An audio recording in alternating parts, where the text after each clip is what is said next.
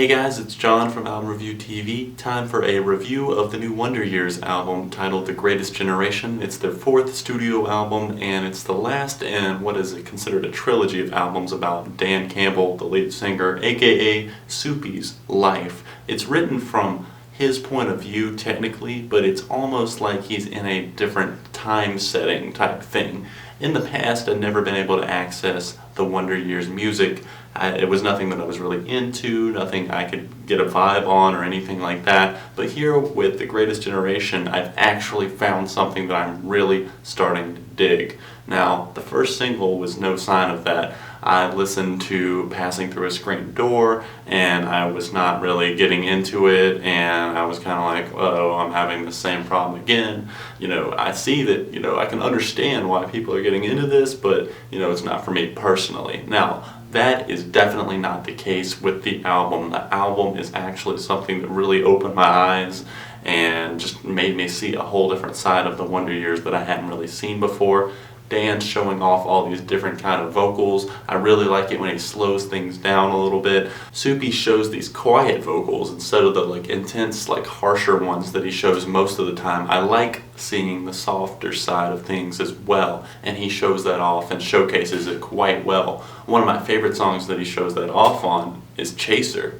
Dismantling Summer is another example of that, and all throughout this record there's just these great guitar riffs and vibes that I'm getting from the album. A lot of it is upbeat, it's very personal. All of this album is just, it covers such broad topics. Yes, it's another album that deals about life and that sort of thing and the things that happen in life, but really this one is just all over the place. He's singing about, I'm 26, why has this happened to me in some places, and then he's going to be singing about things like my parents didn't have any money to raise me, all I had was goodwill, in another part of the album, and then he sings about things like fear and just what is life, and I'm an awkward person, and is anybody even going to come to my funeral? And that's a perfect example on the final song on the record, I Just Want to Sell Out My Funeral. That right there is an epic 7-minute track. I thought a lot of that was just going to be instrumental when I saw the running time on the track, but that's not the case. The majority of the track, Soupy's showing off the vocals and just a lot of vulnerability here on that track, and I love how much emotion he can bring to these songs. It's really just, I don't know, it's something that you don't see every day. There's intense songs like We Could Die Like This, where he's showing off more of the harsher vocals that I was talking about. The Bastards, the Vultures, the Wolves is another example of that. Some of my favorite guitar riffs are on that track right there. The Bastards, the Vultures, the Wolves, and Lyrics. That song is just, it really hits home for some reason. Something about that one is quite powerful. Loving The Devil in My Bloodstream as well. That track right there, it starts off slow and it's showing off a different side, that slower side of things I was talking about. Soupy gets personal, and then it's got this epic build to it and really just crashes in, and then it ends up going out on a slow note again. So that track is really all over the place, a little bit more experimental, and I absolutely love it. Teenage Parents tackles the subject of, something that's very common in today's society, and while this may be referring to older times, The Greatest Generation, of course, referring back to the World War II days, reporter Tom Brokaw, I believe it was, referred to that generation as the greatest generation. That's what they're referring to. And the whole teenage parent thing, yes, it's very relevant now, but back in the day that was a huge thing. Teenage parents was not something that was an everyday occurrence. Now it's something that we're totally used to because of shows like 16 and Pregnant and MTV VH1 and that sort of life. But back in the day, that wasn't the case, and Dan in here is just talking about that and growing up in that scenario, having parents that are promising that things are going to get better, we're going to have money for that one day, and it never happening, and just being let down. Chaser has one of the strongest choruses on the entire record. I love the vocal range that Dan shows on that one and just the passion he shows behind this track, and this guitar solo jumped out of nowhere and shocked me. It's really great.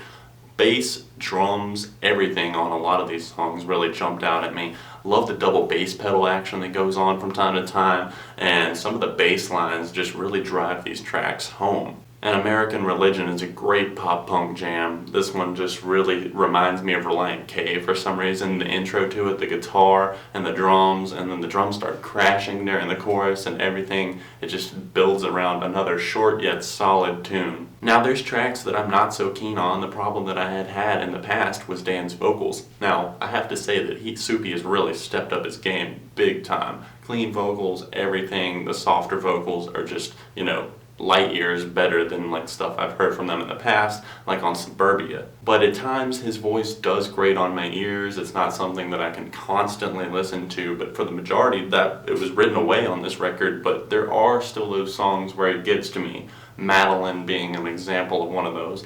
That one's got kind of a like live in the room type feel, very acoustic type track, and it's not something that I'm a fan of. Honestly, it's my least favorite song on the record. There and Passing Through a Screen Door are two others that I'm not really huge on. That's why when I first started listening to this record, I don't think they're bad tracks, but I was like, I'm not really getting into this record so far. The first two tracks, then we get to We Could Die Like This, and that song started changing my mind. Then Dismantling Summer totally blows things out of the water, and then we get into The Bastards, The Devil, and all these other tracks. Yes, I know I'm abbreviating song titles, but that's when the album just really started to take off for me. There's a few songs that just totally miss for me, but for the most part, it's really a rocking record. Cul-de-sac is another one of my personal favorites off of the entire record. This song just makes me feel young and alive and inspired to go out and do something. I absolutely love the opening guitar riff on this one. The drums sound incredible in the background, the way they're arranged.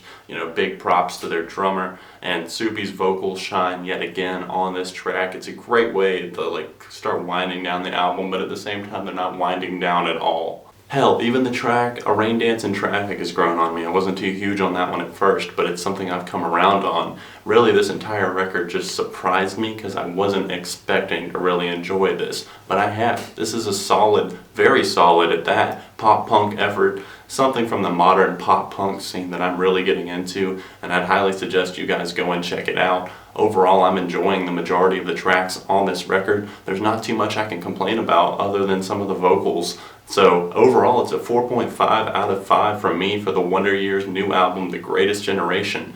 Let me know what you guys thought of it in the comments section down below. A lot of you guys really wanted me to review this, have been wanting me to check out their stuff for a long time now. So please leave your thoughts in the comments section down below. We'll get a discussion going. Stay tuned, a lot of reviews on the way. And of course, for all those wondering, I will be reviewing the new Daft Punk album sometime within the next week. 30 Seconds to Mars, Man Overboard, just to name a few of the reviews that are on the way. Please make sure you subscribe, share the video with a friend, and of course, like me on Facebook, follow me on Twitter, and you can always check albumreviewtv.com for more.